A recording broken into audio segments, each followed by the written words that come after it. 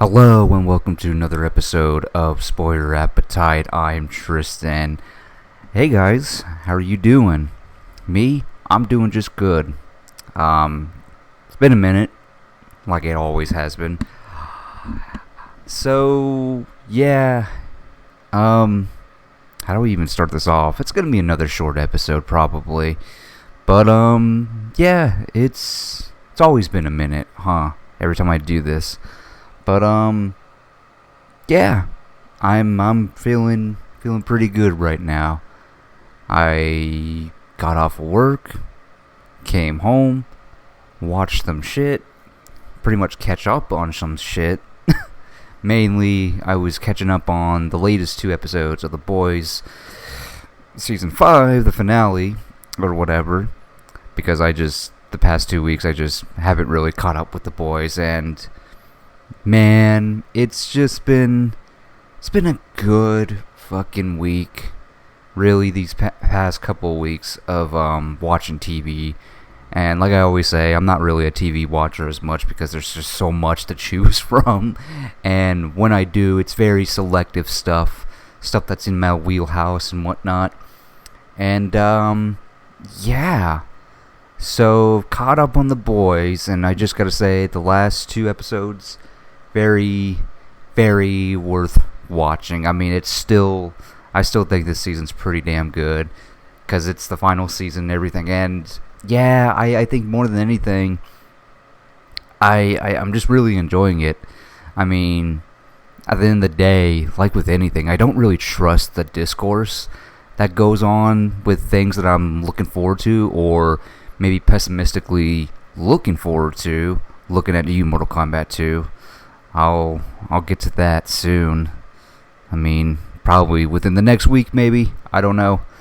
But yeah, lately now it's me just like ignoring the discourse because luckily my feeds are kind of back and forth.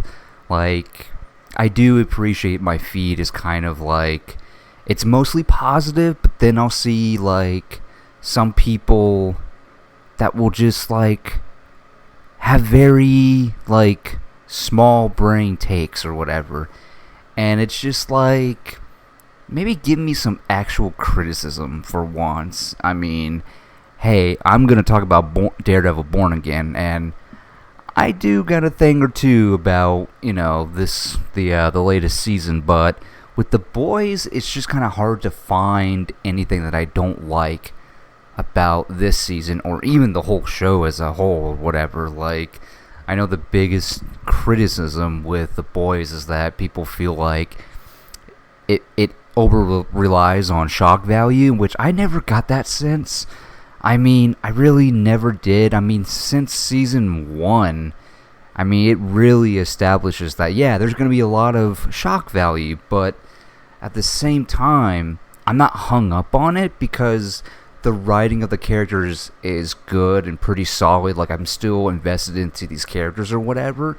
Like, if I felt like this was all just feels like shock value, I probably would have checked out by now. It's like, does it get grotesque and sometimes just over the top? Yeah, but at the same time, I mean, I'm just kind of numb to that at this point. Like, yeah, every so often they'll do something that's grotesque and I'm just like, ooh, whatever. But this final season, I mean, like I said, I haven't watched the latest two episodes, and the discourse I kept seeing was that season 5 of The Boys to some people feels like there's filler episodes, and then people are saying because we're getting that Vought Rising series, that prequel show, people are feeling like this season's just kind of all set up for Vought Rising. And I gotta say, after seeing the latest two episodes, I really don't see what the fuck they're talking about, honestly. Like, I'm really trying to come from their point of view and just see, like, okay, why does somebody feel like it's filler episode? I mean, what was it, episode, God, I don't even know what episode it was, but last week's episode of The Boys, people, I guess the idea that was filler, I'm just like, I don't really think that was filler. I mean, it very much advanced the characters and stuff like that. Like, it was still, when it comes to our heroes or whatever, we're still trying to find Bombsight and the V1 and stuff like that. And yeah, it's not progressing or whatever, but it's still pushing your characters kind of forward and still fleshing them out and stuff like that. And I just never, I mean, it still continues the overall plot or whatever, even though it's taking them a minute to find V1 or whatever by getting Bombsight or whatever. But I don't see how that was a filler episode, because it still pushed the overall plot forward and set up more things and diving into certain characters and certain plot lines and stuff like that. And sure, maybe some of the side plot lines are just not that interesting or whatever, like the Deep, for example, and the what's it called, the feud between the new Black Noir and the Deep or whatever. Yeah, maybe that's not all that interesting, but it's I mean, they're side characters. I mean, they don't they really, I mean, what is the Deep going to really contribute to the overall plot other than trying to please Homelander or whatever? Yeah, but I didn't feel that at all. And then this last episode, I guess the idea of people feeling like, oh, people are now saying, oh, it's just a setup for Vought Rising. I couldn't disagree more. It's just like, okay, because we're diving into Soldier Boy's past with certain characters that he's known back then or whatever, like, that's somehow gonna set us up for Vought Rising. I mean, it's a prequel show. It's like, sure, we know where these characters end up, like these two specific characters that we meet or whatever, along with that one dude back in when they were at that one facility looking for V1. It's like, okay, so we're kind of chipping at the backgrounds of like old Vought and the past and all that stuff and stuff like that. And I'm just kind of like, okay, because we're getting snippets of this, people feel like this is just setting up, gearing us up for Vought Rising. It's like, I mean, sure, I guess, but at the same time, I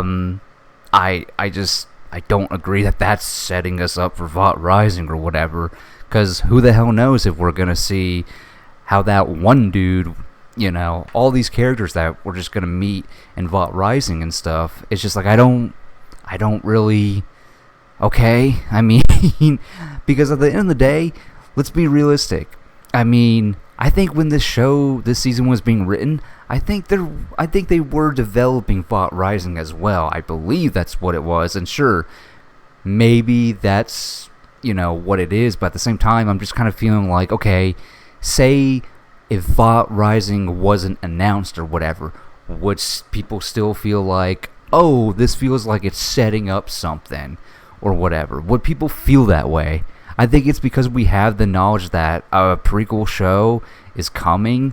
That's what it just feels like people are just saying that just because of the fact that we had this prequel show being announced or whatever. And that's why people are feeling like, because we're seeing certain characters that are probably going to pop up in Vought Rising, people are just going to say, oh, it just feels like this is, people are just saying it's setting it up or whatever. And it's just like, what are they setting up exactly?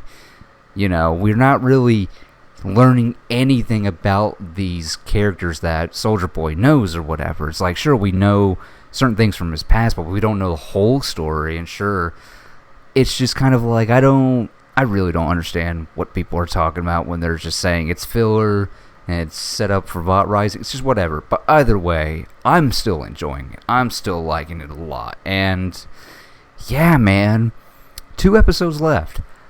And I am not entirely sure where this is going to end, honestly. I really don't know. And it kind of excites me. I just think it's just so interesting and still entertaining as hell to me, honestly. So, there's that. And then, after I watched those 2 episodes, which, can I also just say, side note, I guess if you give it a couple of days after a new episode for a Prime show drops, if you if you're an annual subscriber like I am, because there's no way I'm gonna pay for Amazon Prime annually, and I'm not forking over, what is it, $250, an extra $250 for Prime just to have ad free. And something I learned today, apparently if you just give it a couple days or a day later, you don't have to really worry about watching the episodes with the ads or whatever. It's only when it drops on that day that apparently, even if you're an annual subscriber, you're still going to get ads. If you watch the new episode on that day, you're going to get ads, which is annoying. So now I'm just kind of like, well, I guess I'll just watch it afterwards or whatever. But in any event, just wanted to put that out there in case anybody else doesn't know, because that was something new. Because I've always thought, why the hell am I paying an annual subscription for Prime in general and not getting getting ads with these new episodes of whatever Prime show that I'm watching on the day of? But I guess it's because you gotta wait a couple days after it's come out to get the ad-free stuff or whatever. It's weird. It's a weird model, but whatever. In any event, another show after that I watched. Yeah, I caught up on Euphoria, the latest episode. Yeah. Euphoria's been interesting. I don't know. I think I'm kind of neutral when it comes to my feelings overall about Euphoria, this current season at least. I thought last week's was great. I thought last week's episode really set everything up kind of going forward. And then we get to this episode, and it's kind of like, yeah, I'm still enjoying it, I guess. I don't know. It's so weird because Euphoria is definitely not something I thought I would get into, because I don't really fucking care about teen dramas or whatever. But HBO decided to do a teen drama, but it's very adult. It's very adult. So this is not your Pretty Little Liars, your Vampire Diaries, it's nothing like that. It's nothing like that at all. It's more just horrifying. Just more adult, more mature. Just deals with a lot of drug references and sex and whatnot. Just a lot of that.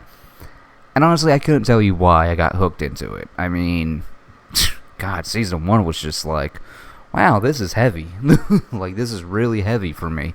But yeah, watch that. And, yeah, there's that.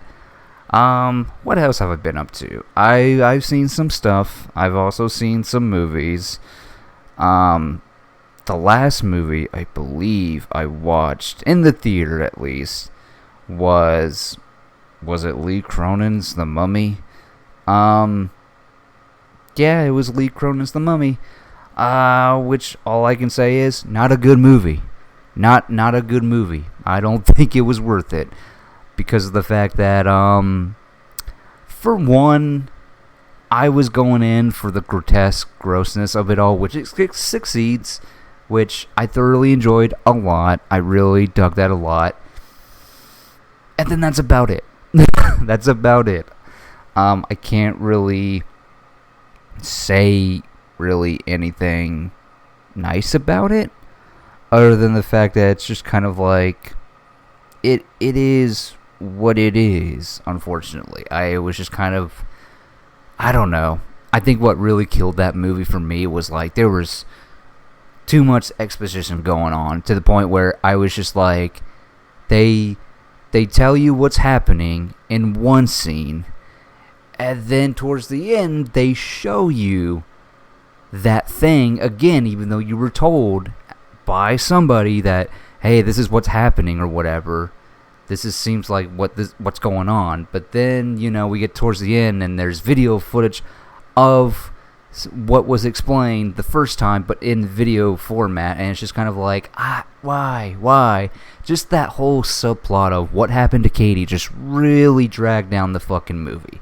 Also, the director Lee Cronin, he's the same director that did Evil Dead Rise, which explains a lot. When watching this, I was like, man, this kind of, you would be forgiven if you thought this was like something as part of the Evil Dead franchise of sorts, because it kind of does feel like that. But I watched that, and that was just kind of like, well, I got the grotesque out of it, so that's a plus, but everything else just kind of sucked. So there's that. What else?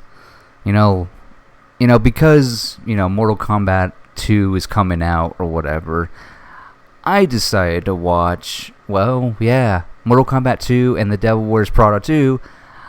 I watched The Devil Wears Prada for the first time, and here I was thinking, oh, it's probably going to be like Legally Blonde or whatever. Oh, no, not it's not that at all.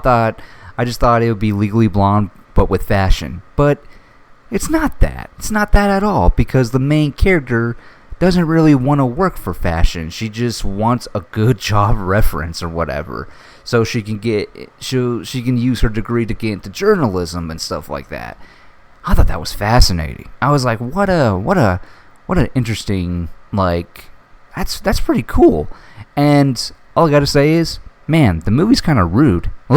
Like, all the people that are working for that fashion company, they're kind of rude. But at the same time, I appreciated that. At the same time, you get to see the layers be peeled back, and you get to see them for who they are and their desires and whatnot. And also the ending to this 20-year-old movie. Man, all I gotta say is poor Nigel. Like, justice for Nigel, honestly. So there's that. I was not expecting to like The Devil Wears Prada as much as I did. And yeah, I'm going to go see the second movie on Saturday, which I honestly can't wait. I'm just like, I'm looking forward to. I mean, what I've read from the reviews is just like, oh, so that's what they're talking about in this second movie, because from the trailers I got nothing. Like, I think I only saw one. I think I just saw the teaser trailer, and that was it. I didn't see anything else, honestly. And so seeing the reviews and them explaining what the plot is just like, that's interesting. That's pretty cool. I like what the plot is on, essentially.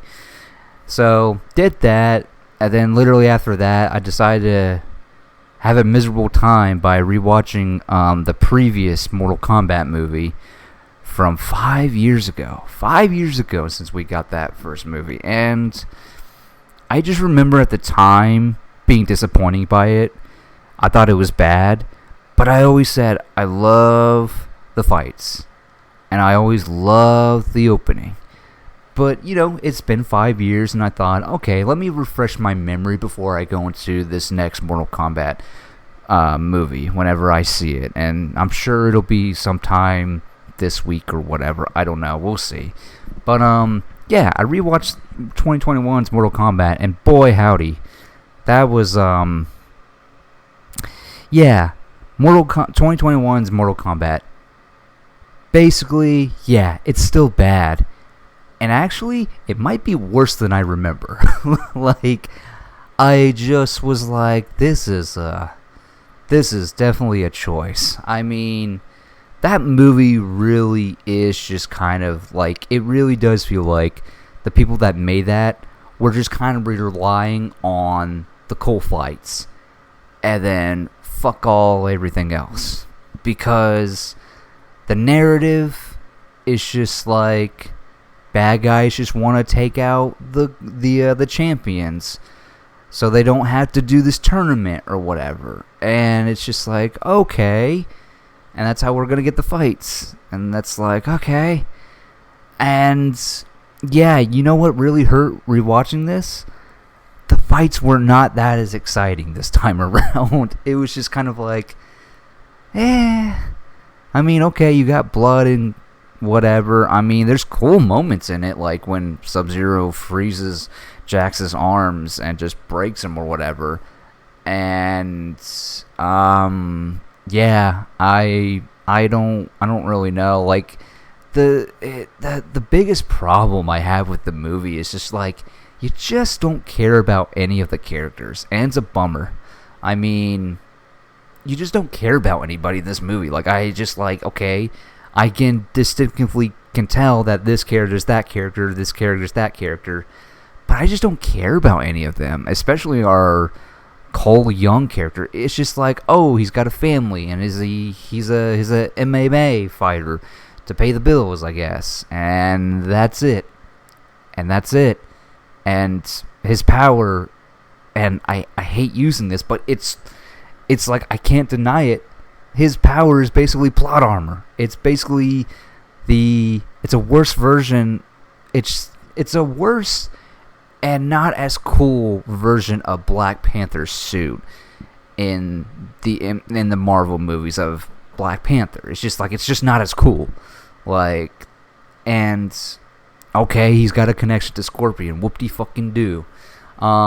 Speaking of which, the only good thing about it is like, okay, the opening still fucking rocks. Like, I will never understand. It's like, okay, you literally open the movie with that, and then you just kind of forget about Scorpion after that. It's like, why couldn't we follow Hanzo Hasashi / Scorpion for this movie? Because, man, you kind of set it up pretty fucking nicely. I mean, that could have been a movie of itself or whatever. But, yeah, whatever. What else can I say? I still think the costumes look pretty cool. Like, I love the design, the character designs, and performance-wise, for what they're given, it's good. I mean, everybody's pretty solid.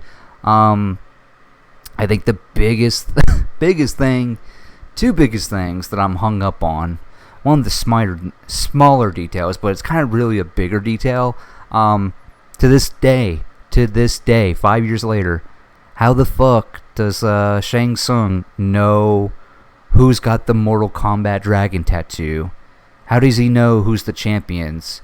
Like, how is he tracking those people with the tattoos? Like, how does he fucking know? Movie never explains that, and I'm just like, that is such a plot hole that I just can't overlook. Like, I can't disband my disbelief with that one. It just never made fucking sense to me. Like, ever since I watched it. First time I watched it, that was one of the questions I walked away from. I was just like, how the fuck does he know who's got the mark? Like, I really don't understand. Like, you could have just had something so stupid and just be like, this is how he's able to find them. It's just like, come on, just write something in there, because it's just kind of like Sub-Zero just pops up, just knows where to find these people. It's like, but how? Like, I'm like truly baffled. Like, I don't get it. It's just because, I guess. I don't know. Fucking think it's stupid. The other thing, and it was really more prevalent this time around watching it again. I mean, the first time it did bother me. Well, more like I had to sit on it and really think about it. But this time, I do not like how they wrote Raiden. I really do not like how they wrote Raiden.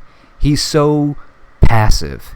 It annoyed the shit out of me. I'm just like, this is so fucking weird to me, because it's like, okay, in the movie it states that, you know, and again, I'm judging the movie on what's being said in the movie. Like, I can compare the games to the movie if I really wanted to, but like, I'm just going to judge the movie on its own merits. And I know this is probably me comparing it to the game and whatever, but like, okay, let's stick with movie logic, for example. Let's just stick with the movie logic here, okay? So Raiden is essentially Earthrealm's protector or whatever, right? He's the one that's gonna lead these champions to fight in this Mortal Kombat tournament or whatever. So tell me why Raiden's so goddamn passive when Outworld has won 9 consecutive fucking Mortal Kombat tournaments, and if they win one more, it's over. And Raiden's just like, it's just so weird to me that it's like, okay, wouldn't Raiden be going out and finding his champions and not the champions. Like, he's not even looking for the champions. It's crazy to me.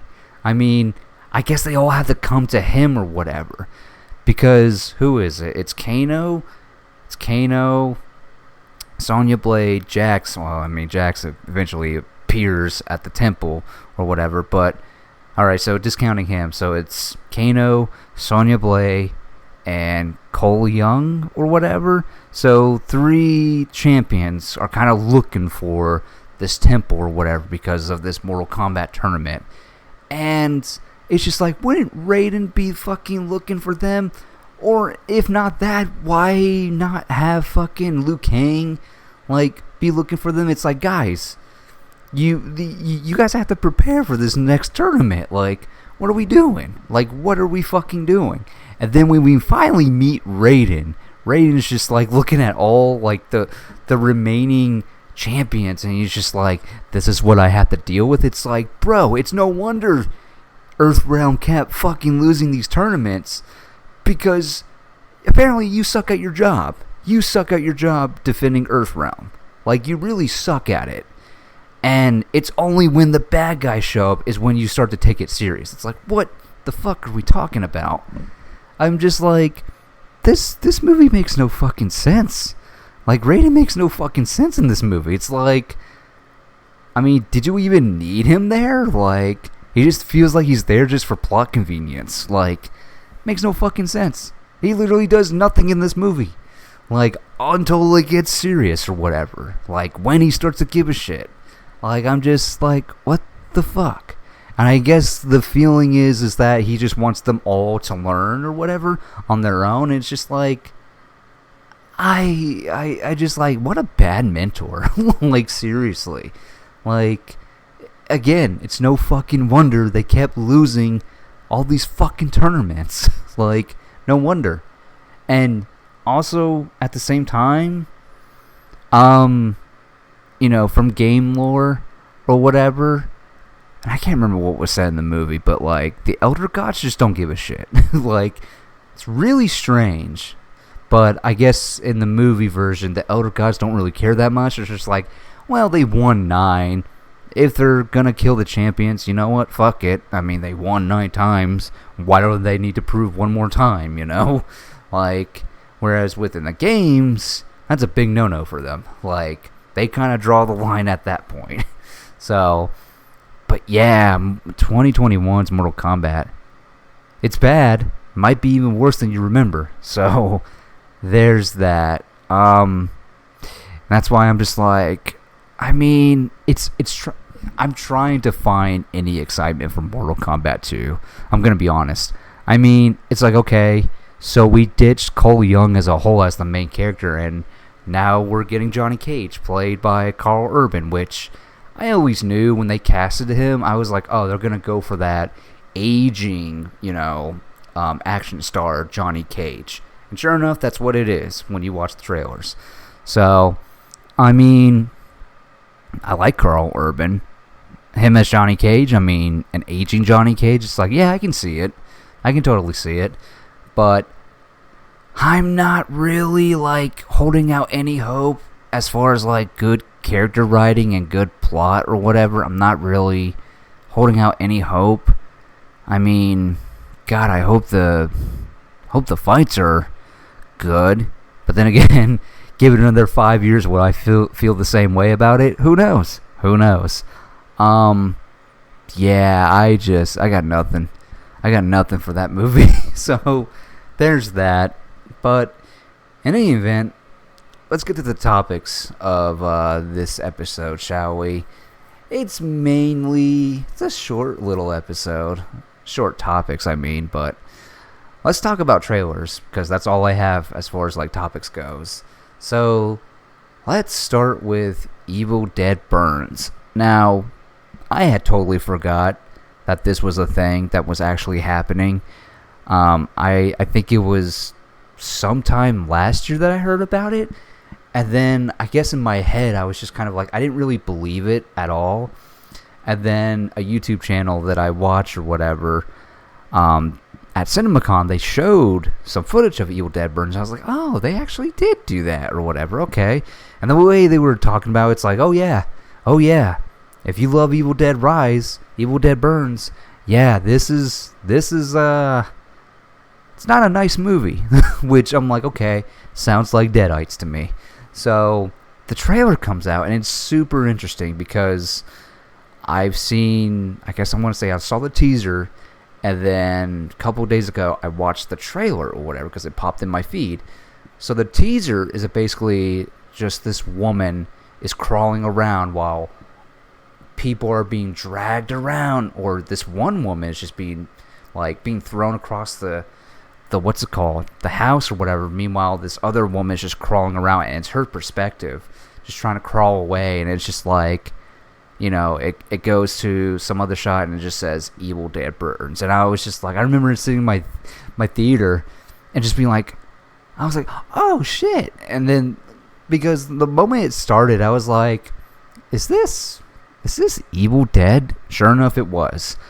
Then I watched the actual trailer, and oh man, I'm curious. I mean, I just gotta say, I really do appreciate this new wave of Evil Dead movies, because this is the second one or whatever. It's not really it's not a sequel by any means, but I like the fact that it's kind of just doing this anthology kind of deal, where it's like, it's an Evil Dead movies with the Book of the Damned, and Deadites are going to just raise hell and just be really fucking rude and mean and shit like that, which I'm all here for. And apparently the characters that we're dealing with is going through a tragedy, and Deadites are happening, and it's just like, fuck.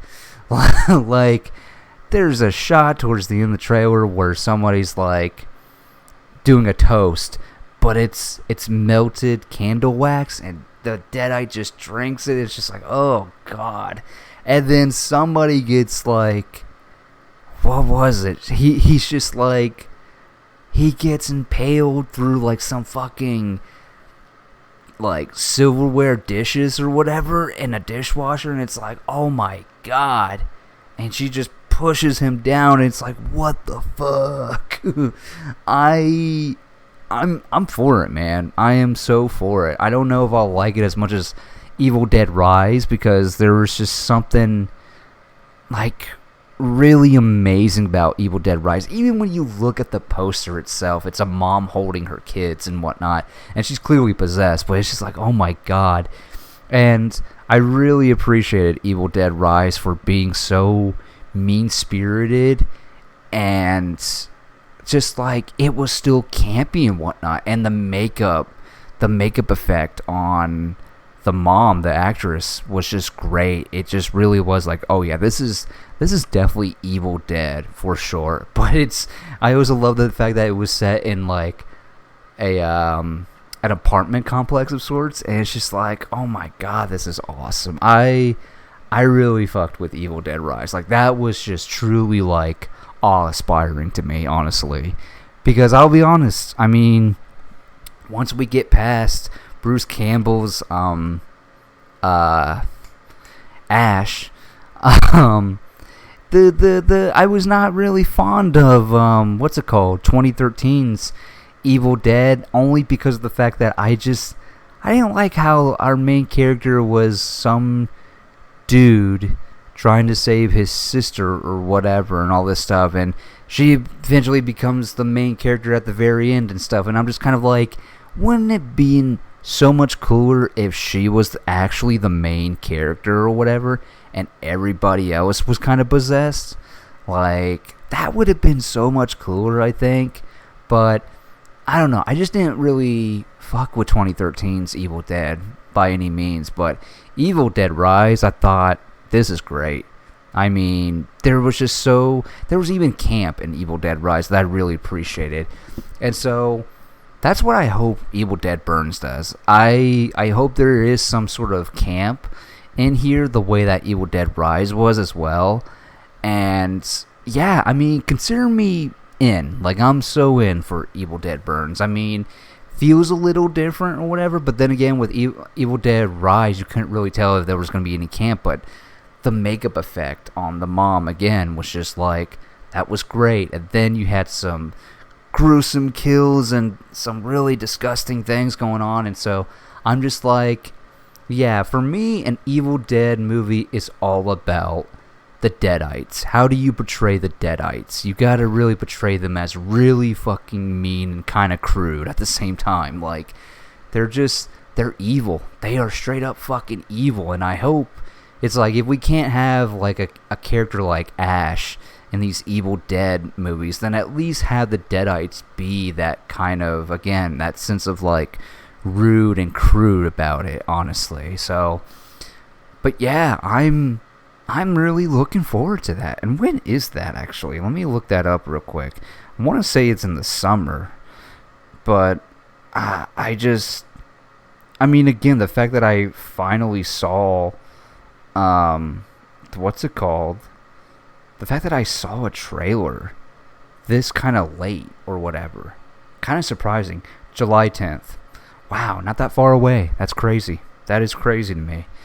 The fact that I'm just now seeing footage of this, and it's just like, wow, it's like literally 2 months away. I mean, I'll take it. I mean, I don't think it's going to make all the money in the world, but still, I just hope it makes enough to keep doing these sort of like anthology Evil Dead stories and whatnot. Because I don't think we'll ever get an Ash kind of character or whatever through these Evil Dead movies. And you know what? I'm cool with that, honestly. I'm honestly okay with that. I like the fact that this is a franchise that Warner Brothers, I think they own it, or who the hell owns it? Lionsgate? I don't know. Whoever owns it. I like the fact that they're approaching it in the sense of like, okay, let's just do something with it. We don't really need to rehash all the Sam Raimi ones or whatever, or even do the show. Just as long as, I mean, again, for me, at this point, as long as, like, I mean, I don't know how many times I gotta say it, but just make the Deadites crude and rude. That's all you gotta do. So, that's that. So yeah, that's Evil Dead Burns for me. Speaking of horror, staying on top of horror, so Zach Cregger's Resident Evil movie got a trailer, and I'm just gonna be up front with it. I've never played the Evil Dead games, not the Evil Dead. I haven't played the Resident Evil games ever. Never really had an interest in it. I understand it's like impact on the gaming industry, and even when the new Resident Evil came out, that's somehow, some way, Resident Evil, that new game, was on my Threads page for some reason. And overall, my only exposure to Resident Evil is those Mila Jovovich Resident Evil movies. I just remember my dad taking me to one of them because my dad I imagine he fucking loved those Resident Evil movies because, I mean, they were just action, killing zombies or whatever. But I remember he took me to it one day. I don't know if I wanted to see it or if he just decided, you want to go see the new Resident Evil movie? And I was like, sure, why not? And I don't remember which one it was, but I know it was like 13 or 14. And I just remember at the time, I was just kind of checked out or whatever. Like, from memory, I was very, checked out. And even at one point, pretty sure I was thinking to myself, what the fuck am I watching right now? Because it was like the 4th or 5th one or some shit like that. I can't remember which one it was, but I was just watching that, and that's my only exposure. I don't know anything about Resident Evil. And so much so that I never cared to dive into the lore or do any YouTubes on it or whatever. But in any event, Zach Cregger decided his next movie is going to be a Resident Evil movie.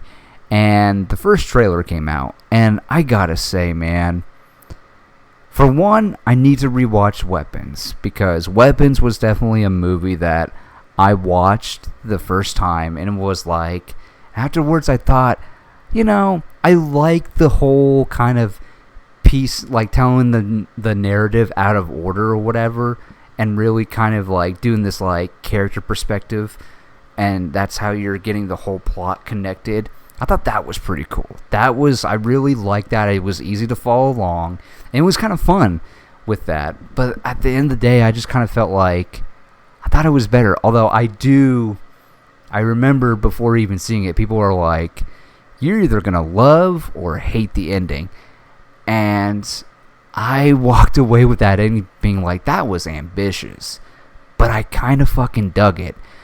And at the same time, it's kind of heartbreaking too because of the narration that happens at the end, where it's like, yeah, they're broken free of her curse, but like some of them are still like mentally damaged and probably won't ever. They may come around to their consciousness, or they may never. Kind of crazy, but I mean, at the end of the day, after I saw Weapons, it was just a movie I couldn't stop thinking about because there was just like certain moments, certain moments from that movie that I was just like, that's just like the one that really sticks out is apparently Zach Kreger has a thing with door shots or whatever. And in Weapons, the shot where the woman, and she's just like in one pose walking towards that car where our main character is sleeping or whatever, and she's got her arm in the air with scissors, and it's just the way she was walking and like turning her whole body that was just like, I just like that was just so unsettling to me. Like, I even remember telling somebody, I was just like, if I saw that as a kid, I would not be able to fucking sleep for days. Like, and again, it's just a movie, the more I thought about it, the more I really started to appreciate it. And that's why I'm just like, really need to go rewatch it, honestly. But in any event, Zach Kreger doing a Resident Evil movie. First look came out, and I gotta say, man, I'm fucking here for it. For those who don't know, which I'm pretty sure anyone that's listening to this will probably know by now, but if you're a Resident Evil fan, apparently this takes place during the events of Resident Evil 2, the game. So that's interesting. That's cool for, I guess, for some fans. But just the look of it, terrifying, creepy, and again, his signature door shot or whatever, man, that creeped me the fuck out with the arms and the legs and shit like that. I was just like, what the fuck is that? Like, and I love how even Resident Evil fans were commenting, being like, I have no idea what that could be. Like, and it's just like, I'm here for it, man. I am definitely going to follow Zach Kreger's career for sure, because I really dug his movie Barbarian. That was just so twisted and unexpected towards the end, like the whole reveal of what's going on, like when the movie decides to like do like a 180, because you're going in thinking, oh, it's gonna be one thing, oh, it's a different thing. It's just like, I kind of like it when movies just like do an oddball thing or whatever that you're just kind of not expecting. I mean, it doesn't always work for me, but still. But Resident Evil, his Resident Evil movie, I look forward to it, man. I just think it's just like, it's about essentially some medical guy traveling or whatever, and all this stuff, and like weird imagery. It's just like, I'm here for it. I mean, I didn't think it was going to be this year, honestly. I really didn't think so. And I love that it's the actor that's the lead character is the heroin addict from Weapons. I think, wow, that's pretty, I like that a lot. I like that a lot, keeping it in-house. And just the sets and the environment, it's just so like, it's a little off-putting to me, but I kind of dig it. So, I mean, hey, maybe this will be the first Resident Evil that people will really like. Maybe not so much certain gamers, but still, I think it looks pretty damn good. I mean, then again, take it for what it's worth, because I never played the game, so I don't know anything about the lore or whatever. And yeah, I really look forward to that. So, count me in. Zach Kreger's got my money for sure. So, in any event, let's talk about one more trailer, shall we? So, the Odyssey Christopher Nolan's The Odyssey has a new trailer, and it's the story trailer. And my God, I really should listen to the Ian McKellen audible of The Odyssey. Him just reading The Odyssey, because man, it's been since like sophomore high school since I read The Odyssey, or at least a page of The Odyssey, like a certain section of The Odyssey. But I'm just what a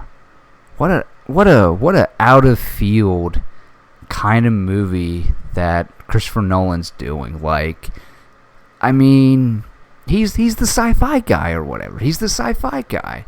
I mean at least, well, he's the sci-fi and the historian kind of movie maker or whatever. And the Odyssey just looks so fucking big and grand, and I just love the fact that Robert Pattinson is playing two villains this year, and I am so fucking here for it, man. I am really fucking here for it. He's gonna be the villain for Dune 3, well, a villain, but Dune Messiah, well, Dune Part 3, sorry, let me get that correction. And then he's also playing the bad guy in the Odyssey, and it's just like, this is exciting. I fucking love it. I dig all of it. I really do. I mean, it's super weird that I guess for certain people, like if you're gonna do which, let's call it what it is, the Odyssey is not actually based on anything. It's the Odyssey is a fantasy epic. That's what it is. It's just what it is. But these people that want to come at it to be like, well, it has to represent the times of Greek mythology and all this stuff and blah blah blah. It's like, says who? Like the weird discourse with Christopher Nolan's The Odyssey is so fucking weird to me. Like, people want, Greek actors, and they want them to speak in like Greek, which for one, okay, the Greek actors thing, it's like, unfortunately, that would have been cool if it was just all Greek people, but like at the same time, I don't maybe you could have saved some money if you hired unknowns for a Greek story like the Odyssey, but at the same time, it's like, if you did that, I don't think anybody would go see it, because for one, nobody reads the Odyssey. Nobody has read the Odyssey. Like, if you were to take a poll of today of the average moviegoer and asked them if they knew what the Odyssey was, chances are most people are going to say, I don't even know what the Odyssey is, because I don't think schools, make them read the Odyssey. The Odyssey's pretty good. I like the Odyssey. From memory, from what I can remember, I like the Odyssey.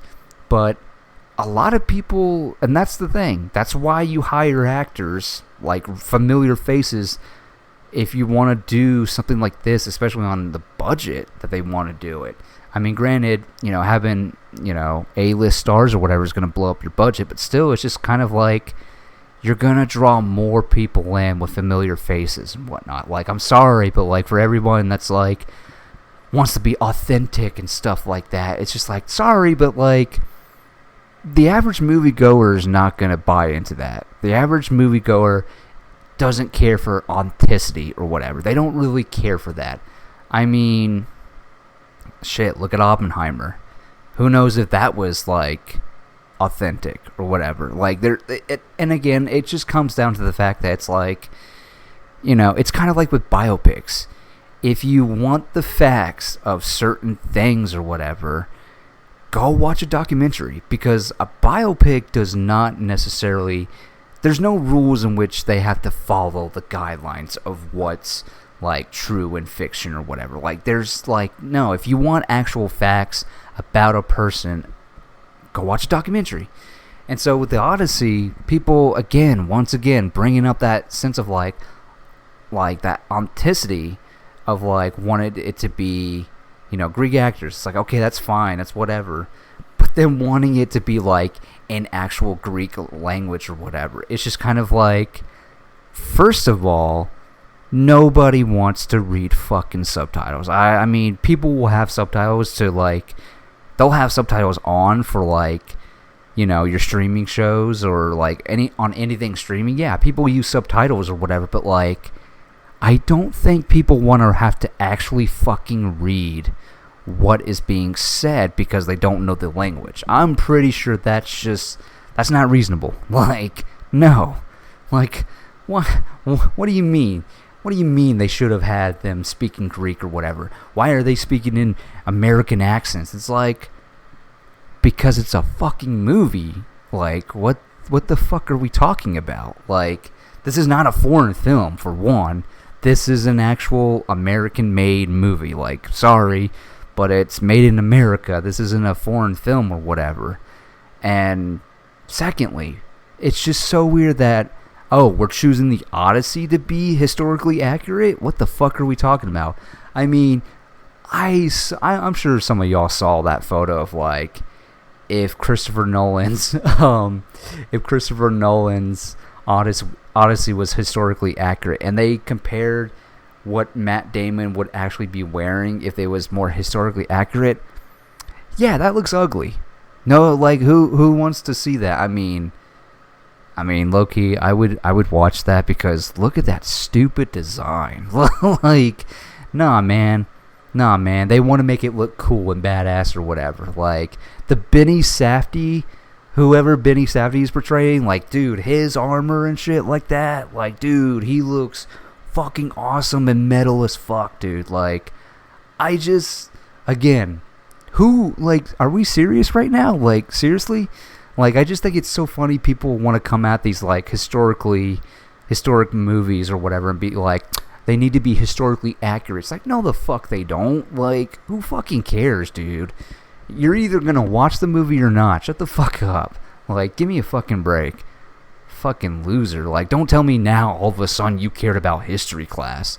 Give me a fucking break. This is America. Nobody really cares about their history, apparently. At least certain people don't give a shit about their history. Like, it's gotta stop, bro. It's gotta stop. Like, the rage bait is crazy, honestly. Like, it's really fucking crazy. But, you know, and I don't ever engage with that shit online because it's just like, I don't need to see more shit takes. Like, honestly, it's like, use your fucking brain. Like, really think about why they're not doing it, like, the way that you want to, because that just sounds stupid. So, but yeah, man, the Odyssey, I look forward to it, man. I mean, God, I'm probably going to go see it in IMAX because I heard they literally shot all of this in IMAX.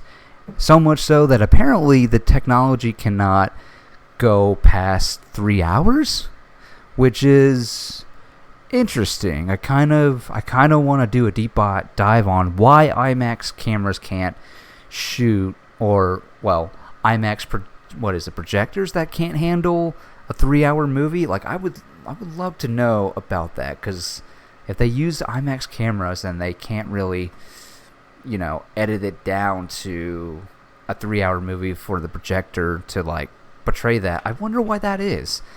I really should look that up, because that's, you know, when Christopher Nolan said that, I was just like, that's really interesting. That's a fact that I didn't know about. But yeah, man, I look forward to it. I can't wait for the Odyssey, man. Like, 2026 is just stacked with, like, again, we're in the summer, and we're now about to start picking up steam with these other movies that are coming out. So, can't wait for that shit. So, yeah, bring on the Odyssey, I say. So, with that said, let's put a pin on those trailers, shall we? And let's talk about the final topic for this show. Daredevil Born Again Season 2 has wrapped up. It wrapped up this past Tuesday, and where do I even begin, man? I mean, look, Season 1 was such a mixed bag for a lot of people that I'm sure all of y'all have seen, but, you know, the viewership supposedly has gone down by, like, from Season 1 to Season 2 by 50%, and it sucks, man. It really sucks to hear that. I mean, I don't know what to say other than it's like, you know, Season 1 was far from perfect at all, but I still liked it. I still dug it. I mean, it was a Frankenstein kind of season or whatever because of what happened behind the scenes or whatever. But with Season 2, man, from the get-go, because I believe they released the first 2 episodes, and man, all I can say is Season 2 was a lot more focused, a lot more, shaped up, and I don't know if that's because of the fact that I don't know how much they split up, and how much they rewrote and kept or whatever. I don't know how much, but all I gotta say is Season 2 was way more focused, and I thoroughly enjoyed that a lot. And so this season was basically, we gotta take down Mayor Fisk officially because he's got his task force and all this stuff, and people are being wronged, and it's Daredevil being Daredevil, man. And everybody loves to compare this show to the previous show or whatever, which kind of feels unfair because you're dealing with new writers and really a new showrunner, and it just kind of feels unfair. But I'm going to do the unfair thing and say if I had to combine them both because they're within the same continuity, so much so that we get references from the previous show, and I love that. Anytime, spoilers, by the way, let me say that now. Spoilers. If you don't know anything about Daredevil Born Again Season 2, and you don't want anything to know about it, you don't want to hear any spoilers, you can check out now. But I love the fact that we got a reference to Father Paul Landum. I mean, go rewatch that original show. Father Paul was really one of those side characters that I fucking loved. He was kind of like a guidance. He was Matt's religious guidance, and I always loved those conversations him and Matt had in the church. I always dug that shit, and I loved how he was referenced not once but twice. I loved it so much. And then we got one of the cops from the previous show too. He shows up. I totally forgot that he was gonna show up. Love that. And then they even do a flashback episode, and it's all about forgiveness. And I just thought, man, people having that flashback juxtapose of what was going on in that same episode was just oh, this is fucking good. This is really good, man. I fucked with it so much so that, getting back to my original thought, was if I'm gonna compare both shows and seasons, I would say, okay, Netflix Season 3 is my number 1. I just fucked with that season a lot because I just loved where Matt's character is. I just loved where his character was in that whole season. Then Netflix Season 1 of Daredevil was my number 2 favorite season, and then I'm gonna place Daredevil Born Again Season 2 as my 3rd favorite one, and then Netflix Season 2 of Daredevil as my 4th, and then Born Again Season 1 as, not my favorite or whatever. The worst one, I guess you want to call it. But yeah, that's how good I thought overall, as we kept going through this season of Daredevil Born Again with Season 2, I thought it was just so good, man.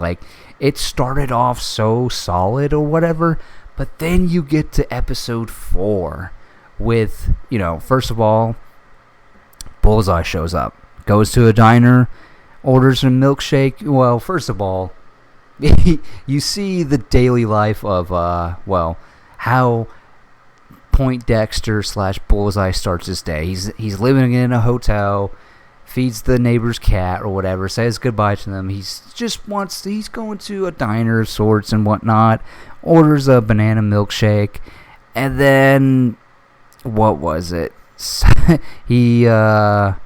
Was it him that called?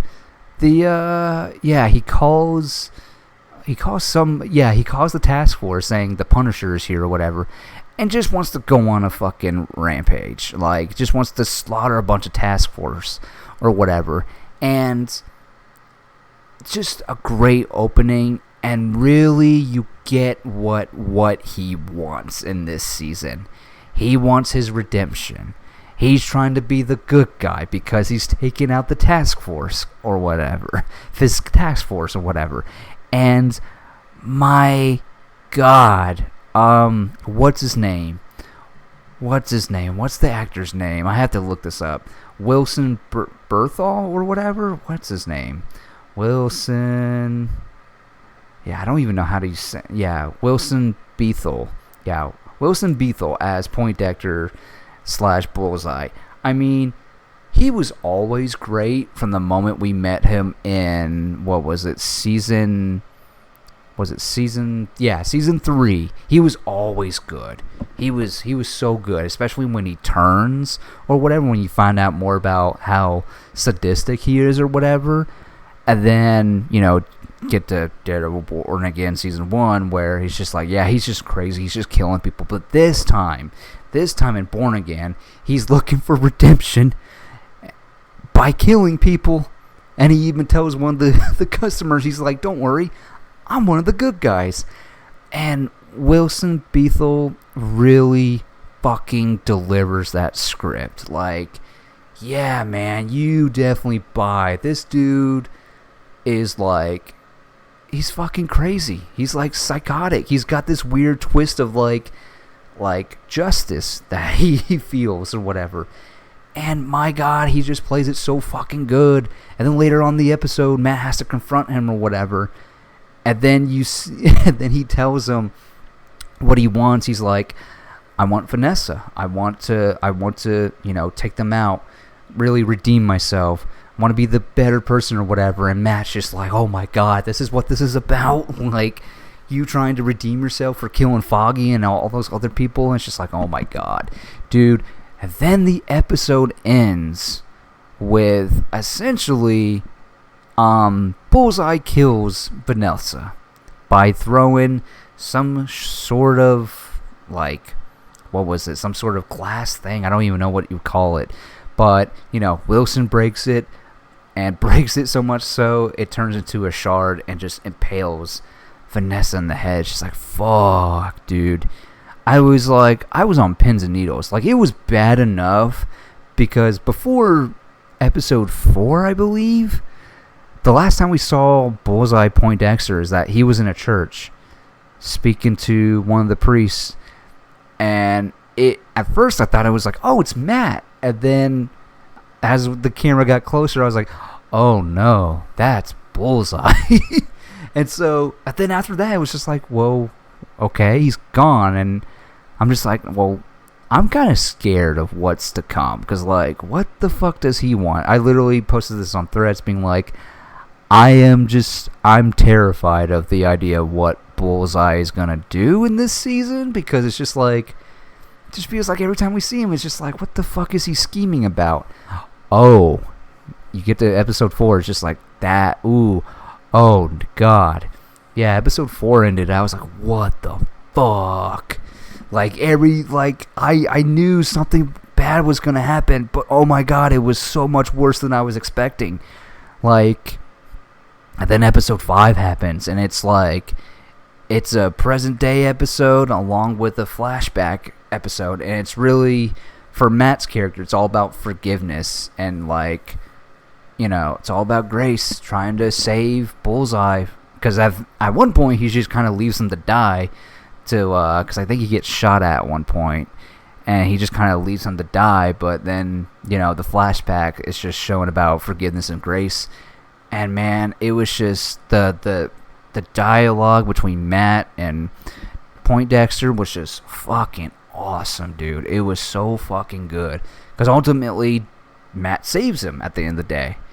And I think it's episode 6 where, they're in the new hideout or whatever, and clearly he's got to, like, handcuff Bullseye to, like, a bed or whatever. And that's when we get our Father Paul reference or whatever, because Matt is just telling him, it's like, I hate you for this, I hate you for that. But if you can just do one more good deed, that'll be that, and all this stuff. And does his good deed by saving the governor of New York. So that was cool as fuck too. I also did love how in the finale he kills like the impersonator or whatever, and just like, again, I think I saw a thread post where somebody said Bullseye in season 2 was basically on side quest, and I'm like, you know what? You're not wrong. I mean, at the same time, he did advance the overall plot going forward, but at the same time, I mean, those were some very significant fucking side quests, I'll tell you that much.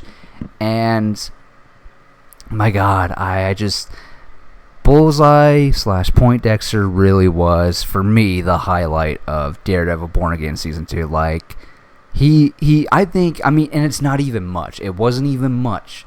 But when he was on, he just, like, everything that he was doing, I was like, this is fucking great. I love everything about this. I mean, I love everything about it.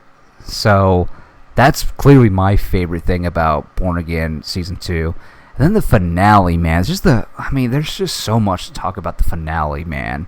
Like, with Wilson Fisk having his own little, like, hallway fight scene, and it's just like, holy fuck, he's going full Kingpin on everybody. I mean, it was bad enough he lost Vanessa, which, I mean, dude, kudos to the writers on the show. I was just like, that is some ballsy shit to be like, Vanessa's gone.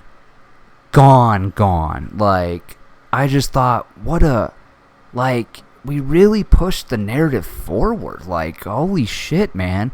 Because now you just know, I mean, Fisk is not okay. Like, he's not going to be okay, like, ever. And kind of leads to his downfall by the finale, because he's just like, he's got nobody to rein him in or whatever. So that was cool. You know, Matt just, like, being Matt. I do love the new suit. And what was so cool about the new suit is that over the episodes, you know, all the black was coming off and you could see the black and red. I just thought, dude, yes, fucking yes. I love the style with that so much so. I also love the fact that we got Jessica Jones in here too, which, I mean, I only watched the first season of her show. I didn't really have an interest in seeing the second season of her show, but man, it was so nice to see her back, because, man, if there's one thing the Defenders show got right, was just seeing all of them together. And I will admit, I am, like, truly excited to see what the Defenders have to play in season 3, because for me, I love seeing everybody back. I mean, even what's his name as Danny Rand, it's like, okay, look, it's been some time. Hopefully the writers have a better understanding of Danny Rand this time around. Like, there's just been, I've learned to let go of my, like, grudge against what's his name playing Danny Rand. It's like, okay, look, it's been some time. Maybe this time they will get it right. I mean, I feel like they could have recasted the role, because I always felt like, you know, even with the bad writing, I always felt like it's not him. I don't think this role was for him. Even with the bad writing, I think you could have gotten a better actor that could have sold this terrible dialogue, but, like, we'll see. But yeah, this time around, it's like, okay, I feel more comfortable now that I've seen all of season 2 of Daredevil Born Again with Finn Jones. God, finally it came back. Finn Jones is Danny Rand. I feel more comfortable with this showrunner and group of writers kind of dealing with Finn Jones as Danny Rand. I feel more comfortable with it now. Like, I just thought this season was really good. And then seeing the cameo of Luke Cage coming back, doing God knows what with Mr. Charles, played by amazingly Matthew Lillard. Again, I think he's a character that I surely did not feel that he was wasted at all. I know I saw a few people say that they felt like Matthew Lillard as Mr. Charles was kind of wasted, but I was just like, I don't think he was wasted at all. I think for what Mr. Charles was there to do or whatever, I think he really was just like, hey, there's this other group that's, rooting for you, but at the same time, you're fucking everything up, Fisk. So I kind of like that. And with Mr. Charles, and now Mr. Charles having Poindexter / Bullseye on a plane going to God knows where, I don't know what that could be about, but I already know I love the idea of what that could be. Like, I would not, like, I'll take whatever that is, whether it's a special presentation or a spin-off show. I don't care. I will gladly see that. I would love to see how Poindexter is working with someone like a Mr. Charles and him setting Bullseye up with whoever to fucking do whatever kind of fucking missions or whatever. I would just love to see that.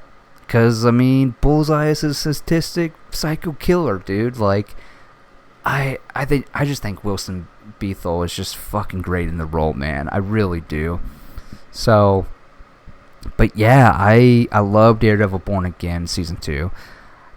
Now, as far as the criticism goes, I loved all the side characters. I really thought, Season 1, it was jarring for me because it's like, okay, we got a new set of new side characters, kind of bums me out or whatever, because we didn't get much of Karen Page in Season 1 at all. Like, we got some Karen Page, but not like the way it was in Season 2. But these new side characters, and I was just like, it's like, I'm not really on board with these side characters until Season 2 happened. And that's when I was like, okay, I have an appreciation for BB, for Daniel, for Buck, all these characters. I started to like them more because I was like, okay, because everybody is just wrapped around Fisk and how it's going to affect them and where it's going to lead them all to. Probably not good. Sure enough, it wasn't good. And I thought everything with that was so great. The whole thing with Buck, Daniel, and BB was just like, fuck.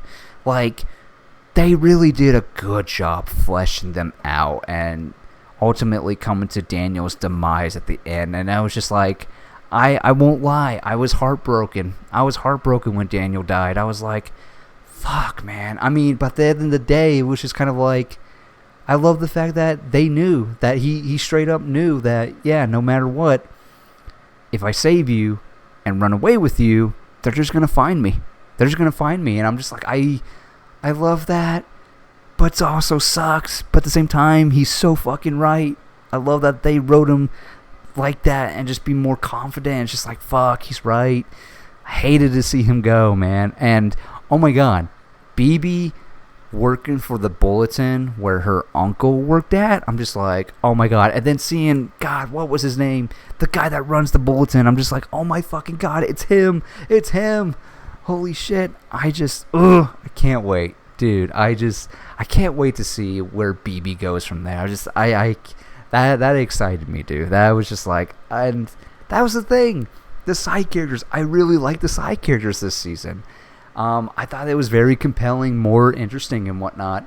I will say, though, one side character that I've enjoyed, like I said, but I'll say for the finale, Heather, Matt's, fling, I guess we can call it now, because, it was a fling between, he still cared for her, but still, he had to, go AWOL because, Fisk was kind of looking for him, so he had to ghost her, unfortunately. So, but Heather, by the time we get to that finale, apparently she's the new Muse. She is Lady Muse, which I was just like, Muse is a character that I'm not totally familiar with in general. That's why I thought my coworkers was really building up Muse in the season where he's like, oh, Muse is this and that. And then Muse was not Muse the way he was, with his counter comic book part or whatever. But anyways, Heather is now Lady Muse. That's the one knock I have on this season. It's just like, okay, that what would you call it? That reveal was not it for me personally. I was just like, I mean, okay, I don't know if I can buy that. I mean, it's strange to say that because, I mean, I can definitely buy the fact that because of her near-death experience with Muse, who was one of her patients, that with Matt ghosting her and essentially working with Wilson Fisk has definitely changed her personality. Like, I get those three, I can see why Heather is the way that she was in season 2. But there's just something weird about her just putting on that Muse mask that's just like, so in season 3, are we gonna see her like actually in the Muse mask, like doing God knows what? I don't know. I think what would have been better is if we just had one more season, like somewhere along the way, like maybe at the end of season 3, I don't know, but I feel like we could have held on that for another season, like one more season to reveal that, because I just feel like, okay, I can buy this, how she's changed or whatever, but that just felt like, I don't know if I can buy that, but I'm gonna reserve judgment at the end of the day. But that's just really my one critique of Daredevil Born Again season 2. So there's that, but other than that, I still thought she was a good character. I did love seeing the discourse of how like everyone's just like, Heather's gotta go, and which I was just like, I kind of like her. I mean, I think I really started to like how like mad that I didn't like her at all. Like I love her character, but man, she's you love to hate her or whatever. But yeah, seeing her that session or whatever between Heather and Karen just like laughing in her face because she can see right through what she's kind of dealing with, and I'm just kind of like, yeah, it's gonna come down between Karen and Heather, isn't it? Because I mean, again, I don't see how it doesn't end between them. Matt's lovers trying to just duke it out. Like, I think it makes total sense of, Karen having to put down Heather, whether it's killing her or not. But I don't know. Karen does have like tendencies to want to kill, so I don't know. But that's what I would personally want. If anyone's gonna take down Heather, it should be Karen. I would love to see that. I would love to see that so much, because again, Heather can't go up against someone like Matt or Jessica Jones or any of the Defenders, really. So I'm really hoping it's going to be Karen versus Heather. So, and then, yeah, after the finale, too, when it finished, I'm just like, what could possibly season 3 be about? I mean, clearly, Matt has to get out of jail somehow, but I don't know what season 3, the overall narrative of season 3 can be about.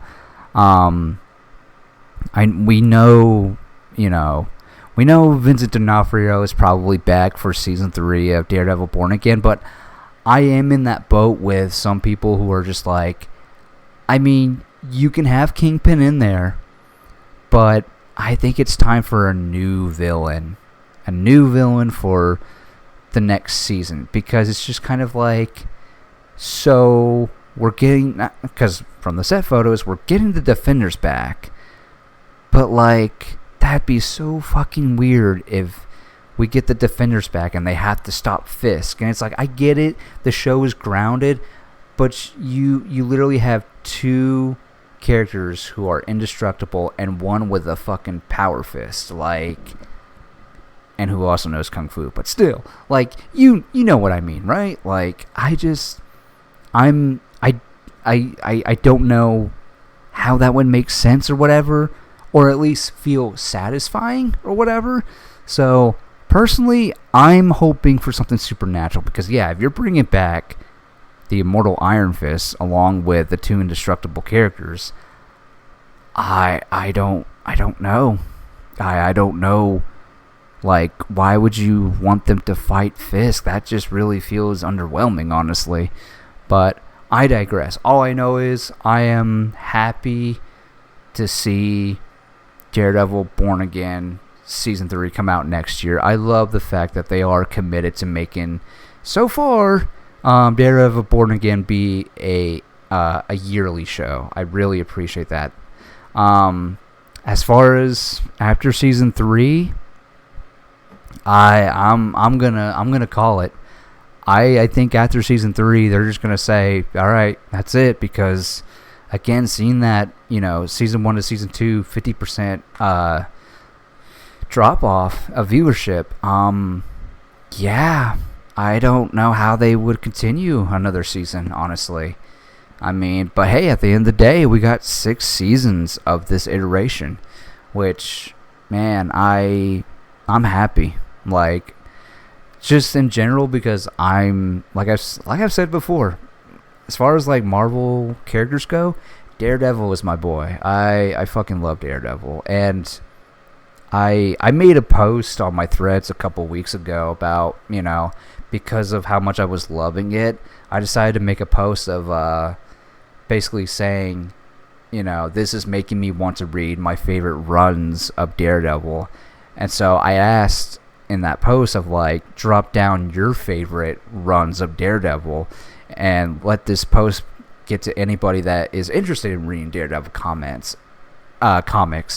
And man, there was some of my favorites in there as well, but it was so nice to see the engagement, people just like gushing about their favorite runs of Daredevil in the comics. And yeah, man, Daredevil Season 2 Daredevil Born Again Season 2 was so fucking satisfying. I don't know what else to say, man, honestly.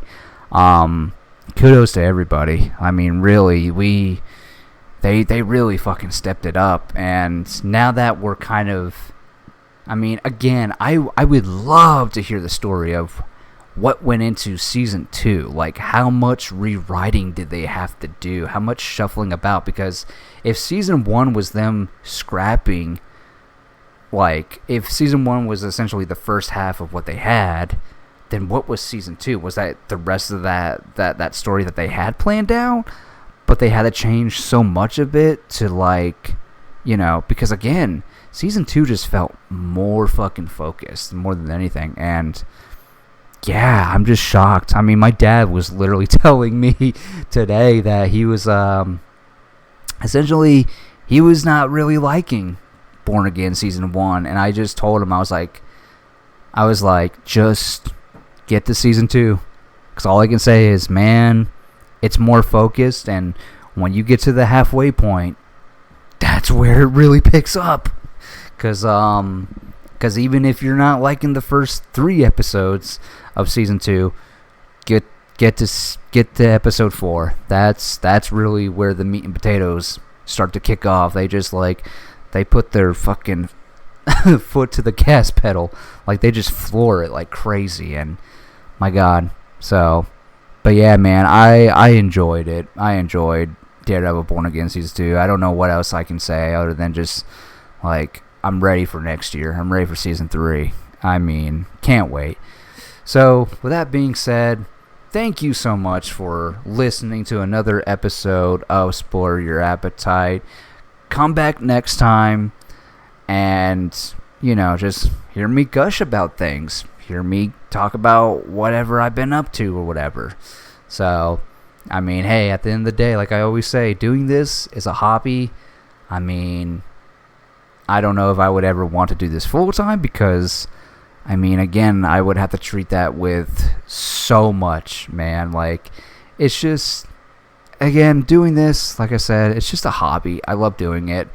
I don't like having to like be like a month or whatever, like, because man, there's just some days where I'm just like, I don't know really what to talk about. Then, because I work in retail, my schedule was so crazy. Plus, I got to hang out with the girlfriend all the time, which I love. Don't get me wrong, but it's just kind of like, and then coming home, trying to like muster up to find the motivation to do this or whatever. But still, the fact that anyone that listens to this, to my bullshit or whatever, thank you. I just want to say thank you. I do try to make this hobby of mine fun and exciting. So, but yeah, with that being said, thank you once again. I'm Tristan, and you've just been spoiled.